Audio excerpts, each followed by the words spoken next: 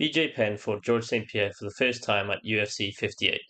GSP would go on to win this fight by split decision, getting the better of BJ in the clinch and with his grappling in the second and third rounds.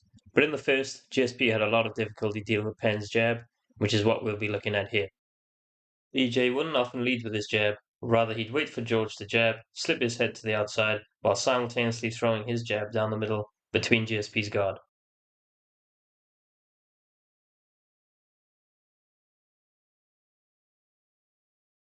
BJ was successful with this throughout the round.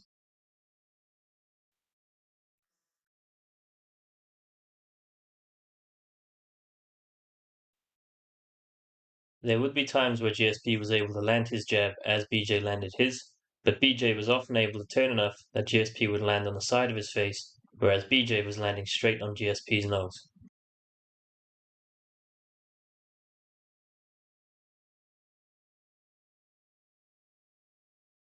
To prevent GSP landing even partially, Penn started to bring his right hand across to the left side of his face to catch George's jab. BJ could then jab back and follow up.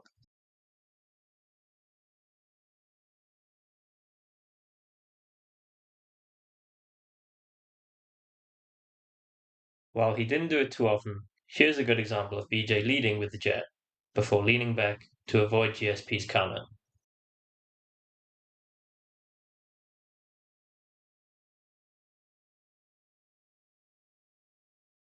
Penn did a great job of using his jab to interrupt GSP's combos. As he'd start to throw, he'd get hit by BJ's jab, which would then force him to miss his follow-up shots.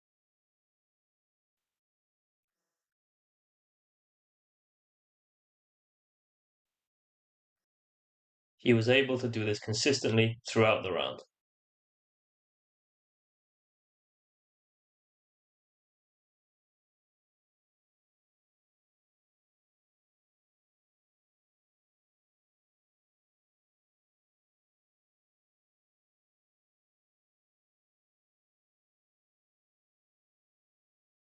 While BJ did land other good shots, much of the damage you see on George's face here was because of that jab.